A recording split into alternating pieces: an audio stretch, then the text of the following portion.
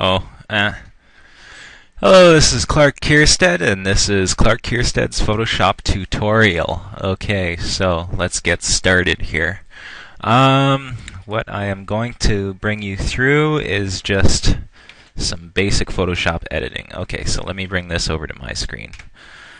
Gonna throw on some tunage here, and yeah, I'll throw this on. Okay, first of all, you need something to edit, of course.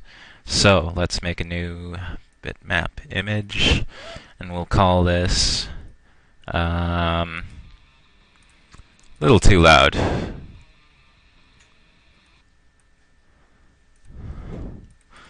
And we'll call this Photoshop tutorial. Now, I've got a background in Spritecomics and whatnot, so let's go ahead and make one of those just to show you how I go about my process. First of all, you're going to need some sprites. So, let's see here. The sprite... what is it called? I think it was called... Spriter's Resource. Sorry, it's been a while since I sprited. I guess this is still standing. Whoa, this place has changed a lot since I've been here last. Anyway, this is where I usually get my sprites and such, so...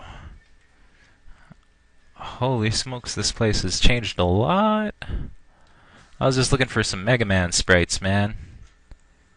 Okay, so let me think here. Right, I'm just gonna Google Mega Man sprites instead. Mega Man sprites... Sprites Inc. That's what it's called. Sprites Inc. Duh. Okay, so go for some classic sprites because I really like these ones. Get Mega Man, Proto Man. These are just going to be actors, basically. We'll go for Mega Man 7. Mega Man 7. Oh, hey, cool. Latest sprite sheet has a palette. So, just gotta let these load up, and we'll save them to our hard drive.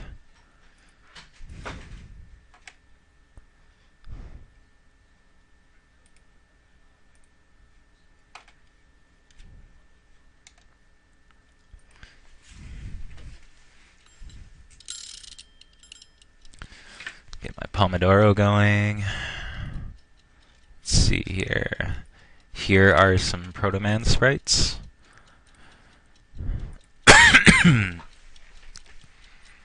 Okay, so as you'll see, those are downloaded now.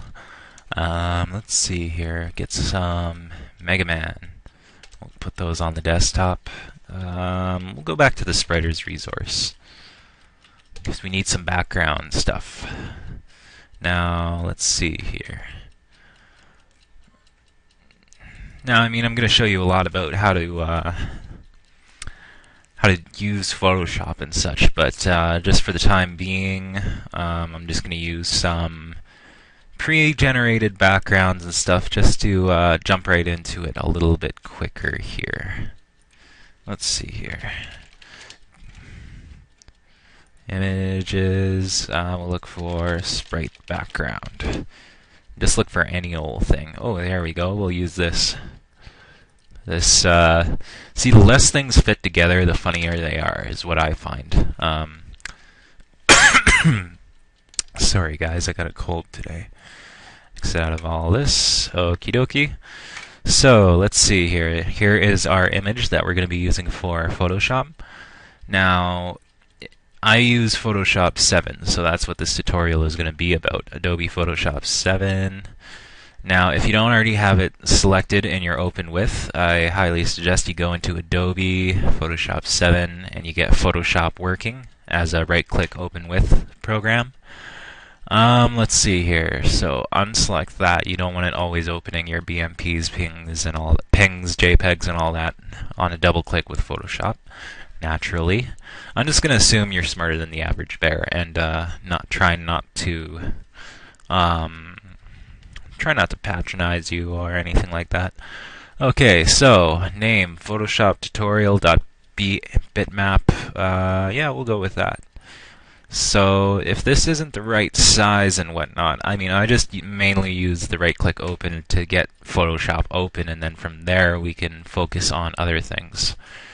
Okay, so let's see here. You can, I suppose I should explain things a little bit in here. Typically I use my second monitor for all this other crap here. And I'm just going to move it over here so that I can get it into the screen recording software that I'm using. Now let's see here. Move all this over here. Oop, let's just like in just a wee little bit. Maximize.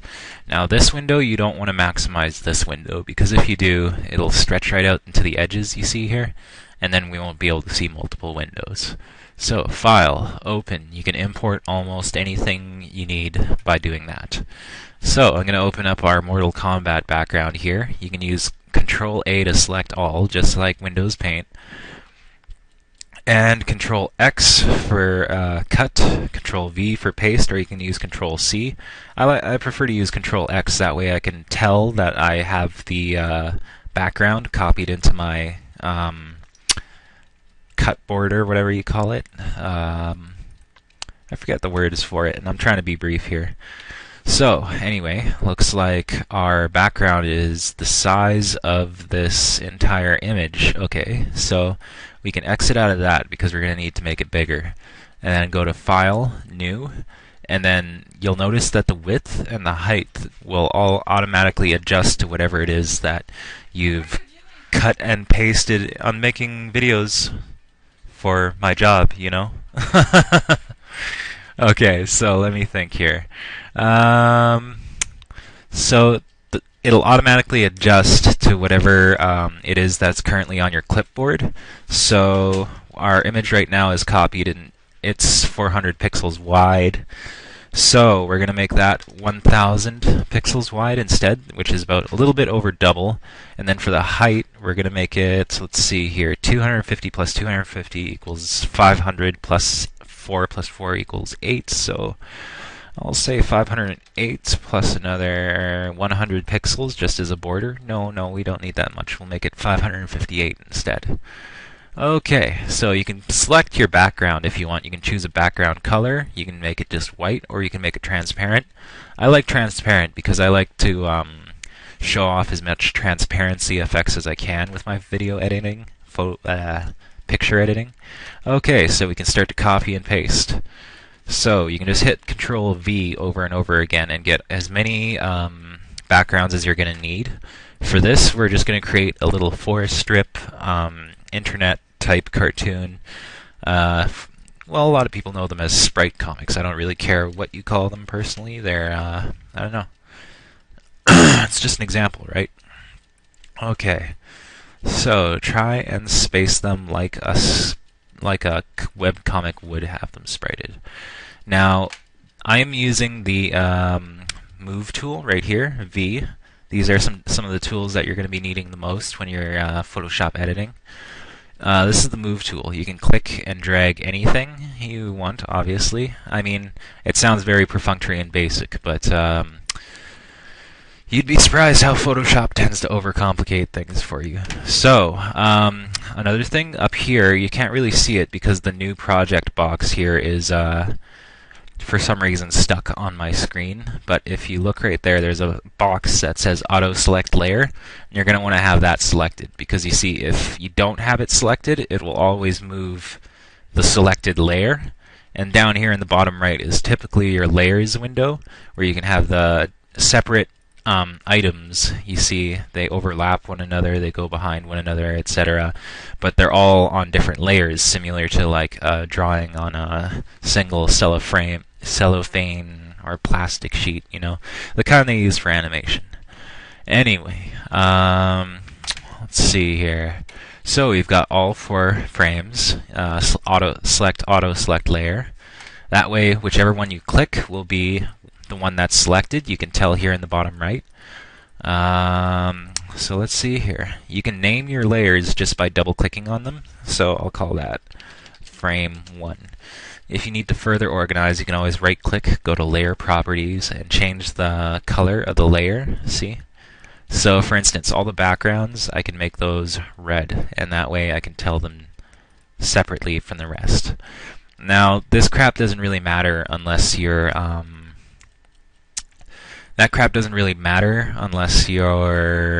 actually gonna share your PSD, like your editable or your master copy of your Photoshop document. If not, I tend to be very messy when I put together my Spritecomics and whatnot. Okay, so let's get into our actors here. We'll open up Mega Man here. As you can see from the Spriters resource and Sprites Inc. there, they're typically the transparency and all that, because these photos are these sprite sheets, or what they're called, are typically done in photo editing software to begin with. So as you see here, it's already got transparency figured out and whatnot. So in the top right here is our navigator, and that's what we use to zoom. So typically when working with Spritecomics and whatnot, if we want them to look proper, we're going to have to zoom in, of course.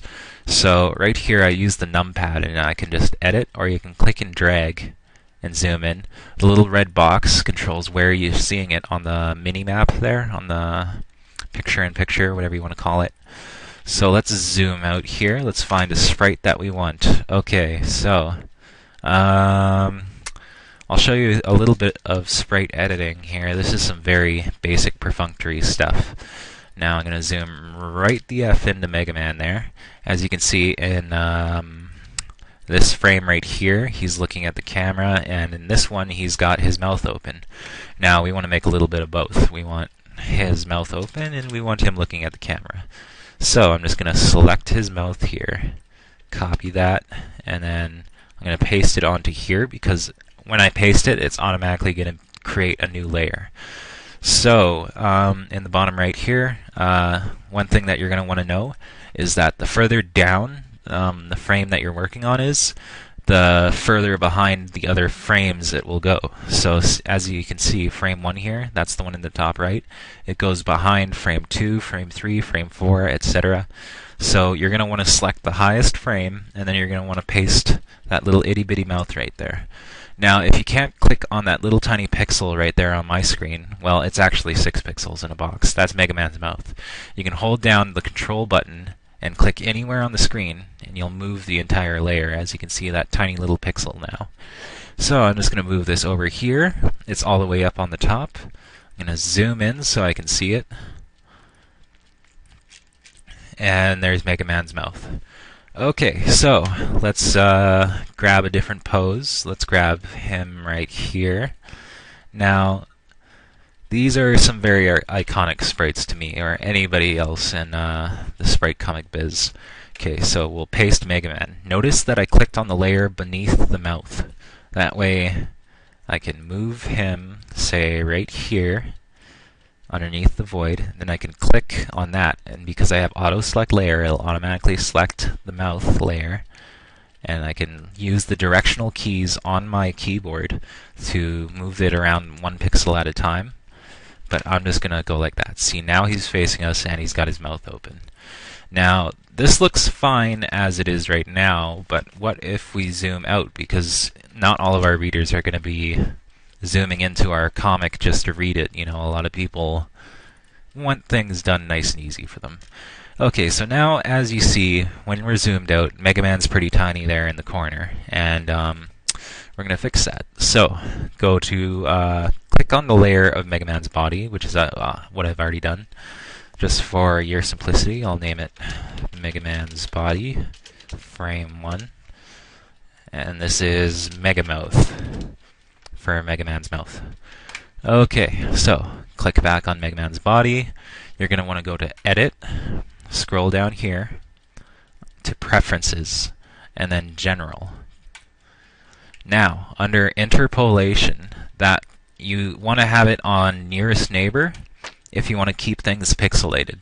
Now, since we're doing Spritecomics, we're going to want it to be pixelated because we're going for that retro kind of look anyway. So, we're going to go to Nearest Neighbor. That's what it should be. It should be at bicubic by default. So, change that to Nearest Neighbor. Then click, and then you're going to want to hold down Control and press T. and that'll open up free transform. Now, if you don't want to do that, or if you just want to know where that is, where you can find that, you can go under Edit, and then Free Transform right there. And the transform option is right here. That's what you use for flipping horizontally and vertically. And I'll be right back. I need to take a bathroom break. Okay, and welcome back to Clark Kierstead's Advanced Pixel Wizard Masterclass, also known by me and your Lord and Master Satan as Skullomance, or maybe we should call it Pixelmance. Anyway, here we have, as I left off, our four frames that we're going to be working on, and we have Mega Man with his mouth open. Oops, I accidentally turned the opacity down. Okay, hold on, let me fix that. There we go. Now, continuing on with what we were doing. Okay, so what we're going to want to do, obviously, is get this into a format that appears more like your Sunday newspaper-styled strips. So I'm going to zoom in to 500%, just so I can see what I'm doing. We'll move on back to Mega Man here. Ah, yes, now I remember. We were working on making him a little bit more visible, because a mistake that I see a lot of people making in their very first attempts to Spritecomic and whatnot is that they leave the sprites at 100% of the original resolution. Now, most people don't really feel like getting eye cancer from reading your comics.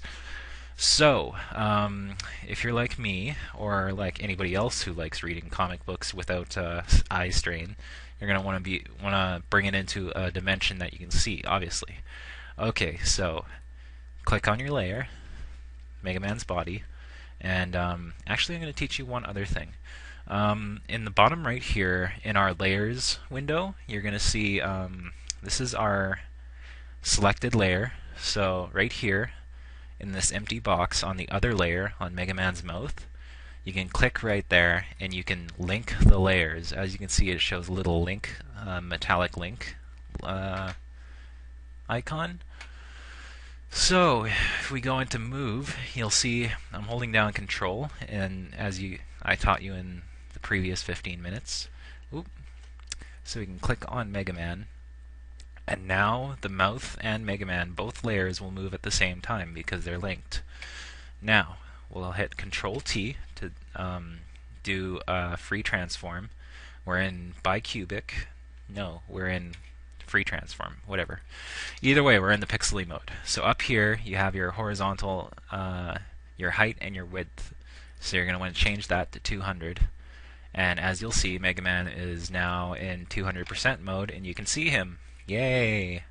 So you're going to want to exit out of that layer. I usually click the rectangular marquee when I want to apply my transformation. And you're just going to hit apply. And as you can see, he's now 200%, and we can see him. Looks a little bit out of proportion with the background, but when you just view the ground here, you'll notice that his feet right here actually seem to connect with the ground to a certain degree. Now, we'll get some more sprites in here. So we're going to open up Proto Man there, zoom in on his window just a little bit. I'll just move that over here so that I can see them separately. I have Mega Man still over here. This is what I was talking about to not maximize your windows, because you're going to need to see everything. Now, personally, I use 2 monitors. I keep all my crap over there, and I keep my canvas on the main screen so that I can see. But just so you can watch my process, I've got them both on the same screen. Okay, so this is usually the hardest part of my comic, is trying to decide something funny, you know, a punchline, 3 little gag reels followed by the punchline in my fourth frame there. Now, this is some very basic stuff. You can do 6 frames, 8 frames. You can really get creative. You can change the placement of your frames to create kind of a zigzagging narrative. You know, you can do lots of things with the camera control, and we'll get into that in possibly another issue.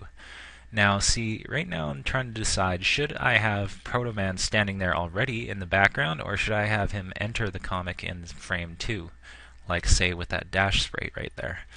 Now, if he's just standing there, there's usually another mistake that I see a lot of newbie spriters and comic makers do, is they have too much action going on in one panel. See, what I really don't like is you can have, like, they'll have Proto Man jump down in frame 1, he'll be drinking a milkshake in frame 2, and then he'll be dashing off in frame 3, and just doing all kinds of shit.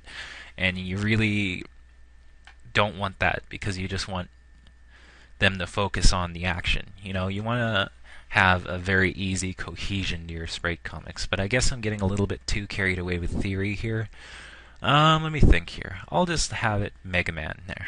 Okay, so we want Mega Man to say something, right? So we're going to go into our text tool.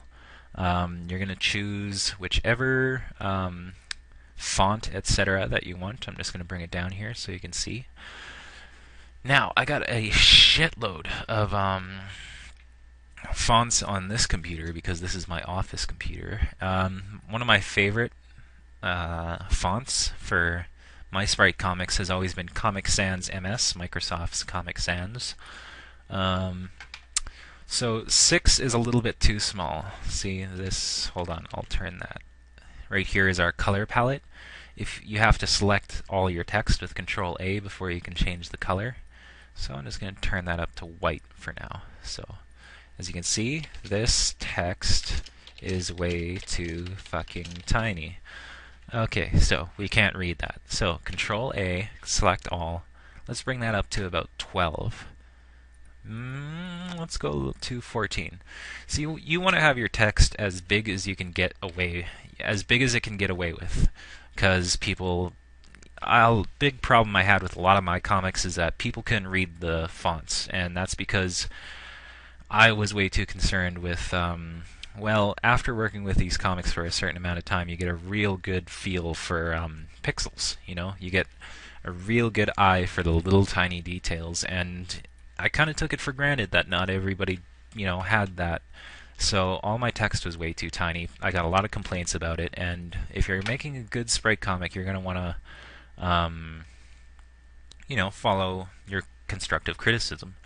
So anyway, as you just probably noticed, I moved the text panel up to the top because, as you'll see if we move it down here, and this is again with the layers, if you move it down here, our text does not appear to exist because it's underneath the other frame. So you're going to always want to put your latest text balloons up on the top. Okay, so this text is way too fucking tiny. So let's change that. Now that we can read our text, I will say, "Hello, I am Mega Man from the classic Mega Man series. I am here along with my guest star, Senretsu, to teach you the finer points of Adobe Photoshop 7. Oh, 7. There we go. Now, of course, you want your text to fit your frame. Okay, so let's scroll up, and let's see here. You got to think about all the things that you're going to want in your frame, first of all, and then let's see here. I'm going to check yoshiryu.dcc. I actually lost the master copies to virtually all of my sprites and all of my original work a long freaking time ago. So a little bit of it survives on the internet here. This is a website run by one of my contemporaries, Yoshiryu DCC. I'm proud to call him a personal friend of mine. When was this posted? This was posted back in September, about 6 months ago. Me and Yoshi have been out of the spriter scene for quite a while. I personally have retired, and I'm not entirely sure I'll ever come back, which is why I am currently doing, finally getting my shit together and putting together a little series of things to pass on the knowledge that I have, as well as make a director's commentary and bring some closure to my sprite and pixel escapades of between the time I was 12 years old to the time I was 20. So, I mean, this occupied a large percentage of my life, I might as well do something about it. Now, as you'll see up on this website, I've got a few sprites here, quite a couple that I made way back in the day, hosted online, up in the public domain. This is my old 32-bit Senretsu sprite. Senretsu was my online handle for quite a few years, still is to some degree, though I'm kind of moving out of it in favor of the Charon, Charon handle. But I digress once more. Okay, so because I like my own custom sprites and all that, and as you can see, this sprite sheet of mine was put together quite a while ago. It was done back in Microsoft Paint, back before I got very well associated with whatchamacallit, Photoshop. Anyway, these are my sprites. This is my original work. This is a character I'm quite fond of.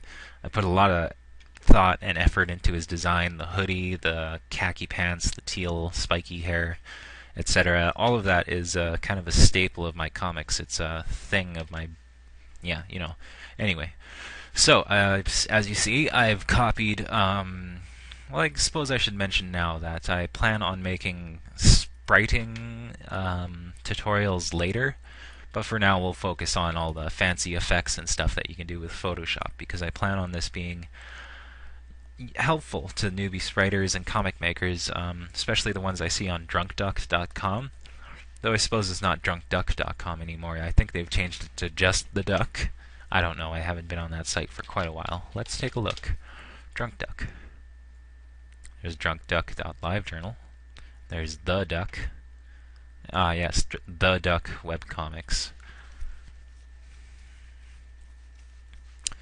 You know what, I'm just going to look for the duck webcomics then.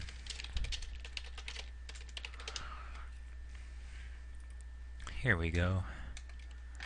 And this is the website where I host all of my sprite comics. As you can see, there's quite a few webcomics on here, so I suppose this tutorial is mostly for my friends, fans, and contemporaries on this website to benefit and learn from. So, back to comics. This is a sprite I haven't touched in a long time. It really brings me back. So anyway, up in the top left here, you'll see this tolerance selection. I selected here the, I think this is the, what is this called? The magic selector tool? I forget. It's been a while. Magic wand, yes. So this magic wand tool and you are going to be best friends because it's your selector, and it selects by color. Now the tolerance there is quite important because that's how well, how much variation in the colors it'll select. So as you see, my Senretsu sprite is surrounded in red, a solid red. And back when I was spriting, I used to always use a very distinct color, a very contrasting color from the sprite. That way it grabs on to the background color easier, and I can edit it out. Now, if I wanted an anti-aliased sprite, as in the edges aren't so jagged, as in Mr. Mega Man here, I could keep the tolerance at 32. And maybe you can't really notice this, so I'm going to zoom in just to make sure you can. But on the edges of the sprite here, you'll notice that a little bit is in the red selection window, and that would get deleted. See how it's kind of fuzzy and soft around the edges now? Now, in sprite comics, typically we don't want that. We want to keep the jagged look, that retro feel. So turn the tolerance down to 0 and reselect with the magic wand. And as you'll see, I guess I gotta change that. There we go. As you'll see, it now selects just the red with almost no selection of the non-red pixels. So right here, your eraser tool should be set to eraser, just regular eraser, which has to be done manually, which is a pain in the ass, which leaves this kind of transparency around the edges, and we don't want that. So right-click it, select Magic Eraser, and that's basically the paint bucket, the fill option of the eraser. So we're going to erase all that redness now, and now we have Senretsu without the red background. Looks like my tolerance is still cutting out just a little itty bit of his sprite. So I'm going to zoom out just to get a look of how that looks, and as you can see, Senretsu is way too tiny in proportion. So I'm going to go to Edit, Transform, Flip Horizontal, and then I'm going to click on him, Control T for free transform, and let's poof him up to 200%. Apply, and we'll click and drag him over here because I think he looks cooler over there. Now, auto select layer should be, oh no, it's not selected, that's why. Okay, let's click Mega Man, let's drag him, let's experiment a little bit with the positioning of my characters. Now, I don't like Senretsu to feel taller than Mega Man, so I'm just going to put him down here a little bit. And let's see, now that we've got both of our actors on stage, we can do some cool little aesthetic things. Like, for instance, let's change Mega Man's text color to a blue. Now it's blue, but now we can't see it. So I'm going to click here. Once again, Senretsu's layer, I'm going to name that so for your simplicity, and I'll layer properties and I'll change it to green because green is kind of close to his hair color. Now you want your text above your sprites, so I'm going to move that up there, and then you select the layer beneath the text, and you're going to hold Control, Shift, and then press the N button to create a new layer. Now I always call these layers balloon 01, 02, 03, etc., etc., etc., moving on. So this is our balloon 1 layer. As you can see, we're starting to build up lots of different layers here. Don't worry about that. Unless you have a very ancient legacy computer, it shouldn't lag down your system or affect your performance at all. Now, this is the rectangle tool off on the left side here. I want you to right-click that and select Rounded Rectangle. Rounded Rectangle is what you do to get, as you can see, better balloons. So, I'm going to turn this all white because usually our speech balloons are white in comic strips, right? Okay, now let me see here. Up in the top left, you have these 3 little options here. Now, I'm not sure what they're called. I'm just teaching you a lot of this through pragmatism. I didn't really learn this from school or anything. So what you're going to want to do is these ones, as you can see, have articulated corners, and you don't want that because when you do that, it creates, instead of painting the balloon, it creates a shape of a balloon which can be edited in ways that I don't really know because I never really went into that. But as you can see, around the corners of the balloon here are pixelated edges, and that's a real pain in the ass eventually. As you can see, the layer is also very strange. It seems to be linked to, the shape seems to be linked to the painting, etc. So anyway, in our history bar, if you ever make a mistake that's the problem with Photoshop 7 seems to be that the undo button seems to reach back only one action. However, in our layers window, we can always click back and back and back all the way to the very start of the project. So we're going to go back to New Layer, and we're going to select our Rounded Rectangle tool, and you want to switch to this one, which is just Fill Pixels, and that will let you just paint the balloon without creating a shape that can be edited in Photoshop. And you want to make it about the size of your text. So me, I'm really good at it because I've been doing it for years and kind of second nature to me. If you can't see that well, you can always zoom in. And I mean, there is no shame in that. I really, really don't like it when people make balloons that are out of proportion to their text, say like this. That is just awful. I mean, every time I see that, I just want to grab my grab tool and fix it myself like so, because it's not hard. Okay, so now that we have our balloon and it's roughly the shape of our text, I'm going to think about moving our text around a little bit.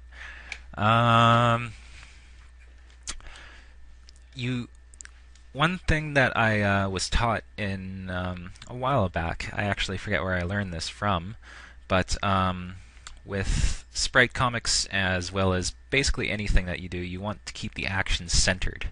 So even though I can move, I'm going to link my text with the balloon right there.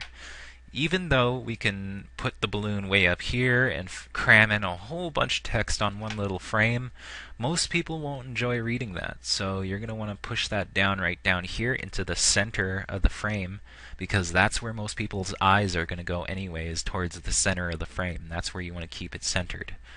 Duh. So anyway, you have text, you have a little word balloon. This is a lot easier to manipulate than in Photoshop, or than in Microsoft Paint as well.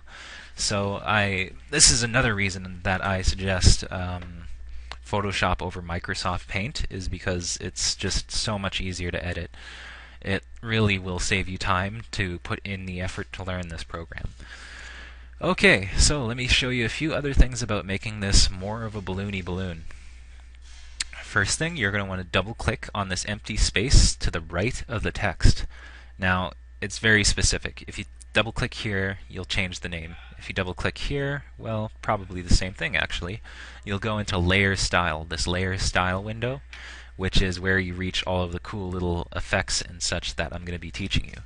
So this is a big secret of mine that I've kept for years, but up in the top left here, I'm going to teach you how to do my kind of Photoshop balloons. Now, a lot of people have asked me this over the years, how do I do them? How do I make them look so good? Which is funny, which makes me laugh, because you know, everybody wants it to just be handed to them. Me, I had to put a lot of effort and research into how to do this myself. And the funny thing is that all the information, everything you need to know about how to do this can be found on the internet already. So, in the top left here, you got your lasso tool. The lasso tool is basically a free pixel grabber, like so, you see? It's like the rectangular marquee, except you can grab specific things. Now that is very good and very helpful on actual image editing. Now I'm going to do another tutorial on some real picture editing and show you how to do some of the real cool Photoshop images like I've done in the past, and I'll do that in another video. Anyway, lasso tool. You're going to want to right click on it, go to polygonal lasso tool, the second option. Select that, and for this I really do insist that you zoom in.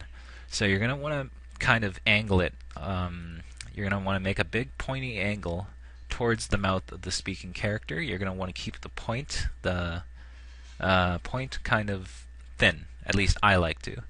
And see how we have a little point like that now. And it looks like the balloon is now a Ghostbuster that's trying to absorb Mega Man's mouth. Anyway, go to the paint bucket, and you're going to want to fill that up right there. And you see this very pale little gray strip right here. That's from the collision between the selection and on the new pixels and the window that already existed, and you're going to want to paint bucket that too.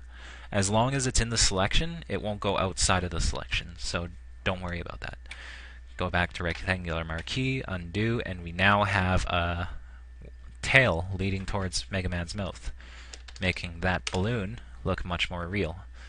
Okay, so double click on either the empty space right here on the picture-in-picture on your layer, or on the empty space to the right of the text, which is where I prefer to. So double click on that, layer properties. Now this is the big secret that makes your balloons look so nice without putting in a lot of effort. Click stroke. Now, as you can see, the outside of the layer has been surrounded by 3 pixel wide border in bright red. So I think that looks kind of ugly. I mean, that looks a little bit, I don't know, there's just something about it that irks me, and I just don't want to do that. So let's go to the red box here, the color. Fill type color, you're not going to want to mess with any of this other stuff. Just go to color, left click, drag it down into the black, and hit OK. Now our border is black. Now change the under structure of the stroke. You're going to want to change the size to 1, and you see that's a much finer black line around the border. And that looks very good. You know, it looks neat.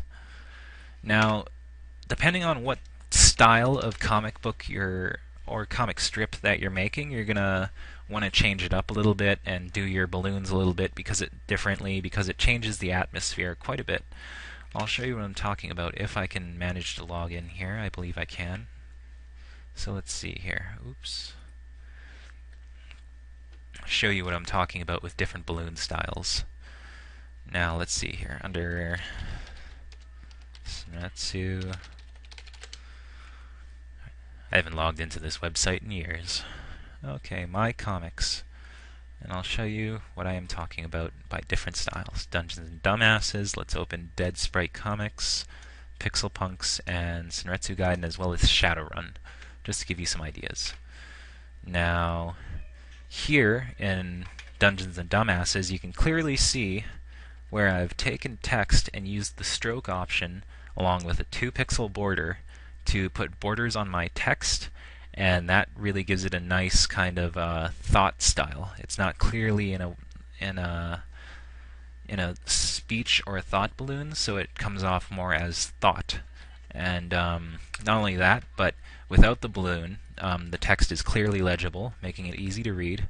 This is just a shit brick of text. I'm always kind of a little bit embarrassed about this strip because it's just way too much text in one comic. It's just way too much information. TLDR, that is the thing. Now, this kind of balloon right here that Chris Kawaji the Rogue is speaking in, it's got a kind of shading around the edges, and that's another thing that people seem to have a real hard trouble figuring out how I do, and everybody wants to know how I do that. And that's really simple. I'll teach you how to do that right now. So in Photoshop, we have our balloon there, our very plain looking speech balloon, which isn't bad. You know, if you're looking to make like a Garfield style comic strip, it's pretty funny. See, I really like this issue as well because you know, it's just plain text. It's one of those very few times where I've gotten away with using plain unedited text, and it looked pretty nice. A lot of work there, a lot of sprites. You know what? Yeah, let me just get out of all this crap. Oh yeah, there we go. That's kind of what I was talking about. Right here. See, these balloons right here in this comic look pretty normal. And that was what I was going for, because this at the bottom here looks more of your typical webcomic style. So I'm going to show you how to play around with that a little bit. So we've got our balloon. Over here in opacity, you're going to want to turn that down to, say, 75%. And now, it's a very subtle change, but people notice that, and it looks really good. If you want to go even more hardcore, you can drop the opacity down to, say, like 40% for a very perfunctory web balloon. And see how the text becomes a little bit less legible now? Well, we can always fix that by going onto the text layer, opening layer style, and then putting a border around the text itself. That is one short fix for, that's one type of cool balloons that you can do. And let's see here, we'll go back down here, we'll increase the opacity to 75, and we'll zoom back in, and I'll show you how to do Dungeons and Dumbass style windows. Okay, so now we're back up to the word balloons. Double click, layer properties, bevel and emboss. Now, the thing is with this is that you can pretty much just click it like that, and it is ready to go. As you can see, the word balloon now has a lot of depth to it. It looks really nice, you know. Okay, so let's see, what else can I teach you here? Okay, I'll teach you, let's see here, I'll go back to my Shadowrun sprite comic. Everybody knows what Shadowrun is now, but nobody used to know when I was making this sprite comic. Now, these kind of dark, gritty, neo-noir type, shadowy word balloons, I'll show you how I did that. See, as you can tell, I did the word balloons with the paint program, or like just a simple old hexagonal paint thing with text on top, the stroke around the edges, the little word tails on the balloons, and then for a more Shadowrun style text balloon, we'll drop the bevel and emboss, and what my secret was a gradient overlay. And see, just like that. And this little thing, this little wheel around the angle balloon here, you can click and drag that to change the direction of the light source. See, so now I click to the right and it kind of fades into the right there. And that can be really cool. That can be like you can just play around with that and have it so that the two balloons kind of blend into the center, so that there's a balloon on the right and a balloon on the left, and on both edges of your frame, it's kind of dark around the edges and it kind of blends into the center. And with that, you'll have to play around a little bit to make the text legible again, but it's a really cool effect, as you can see. That was actually one of my favorite little discoveries there that I discovered from experimenting.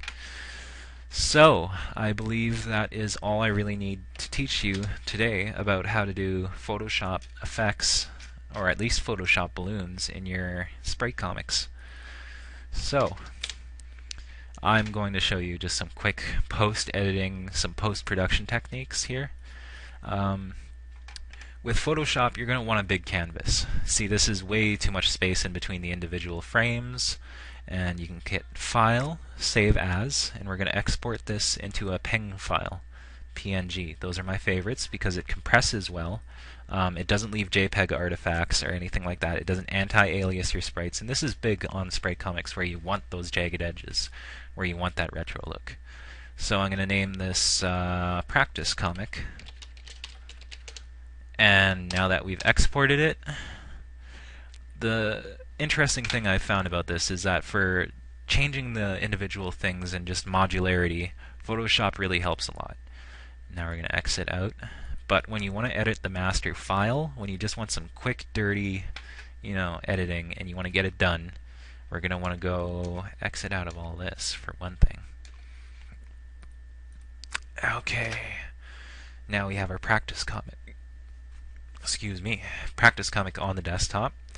Right-click, edit in MS Paint. And there we go.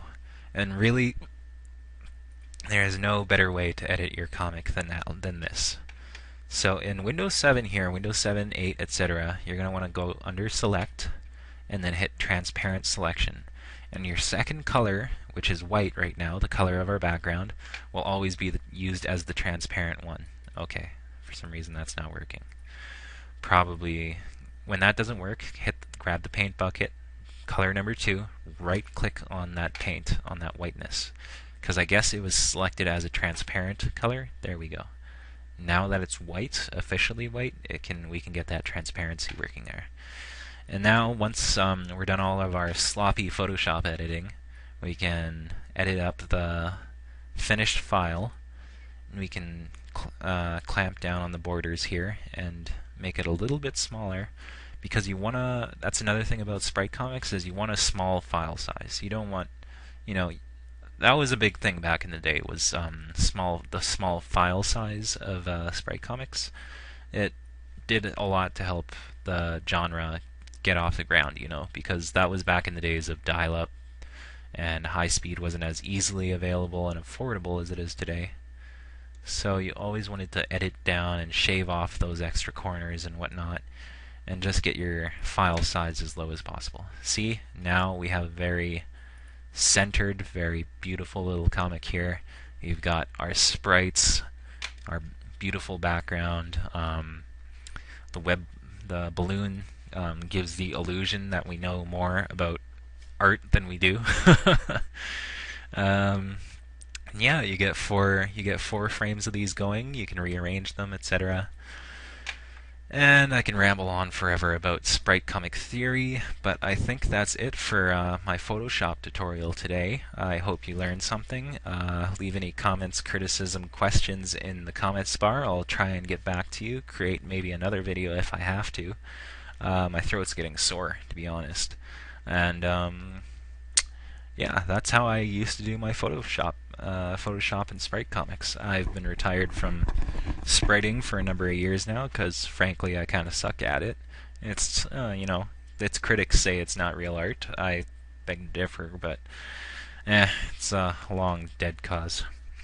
Learn to draw, kids. Learn to draw real stuff. Screw the criticism. Just learn how. Just go to art college or something, and then all those monkeys will get off your back about what is and isn't a real comic and what is and isn't real art. Until then, do what you. My biggest piece of advice is do what you like. Do what makes you happy. I never did my sprite comics with any big goals in mind. Just simple entertainment. I've got a head that tends to come up with one-liners, punchlines, and knock-knock jokes. So spent the majority of my childhood getting those off of my head and doing something that brought me a little bit of praise and fame and all that. So this is Senretsu. Logging off. Hope you learned something and enjoyed it.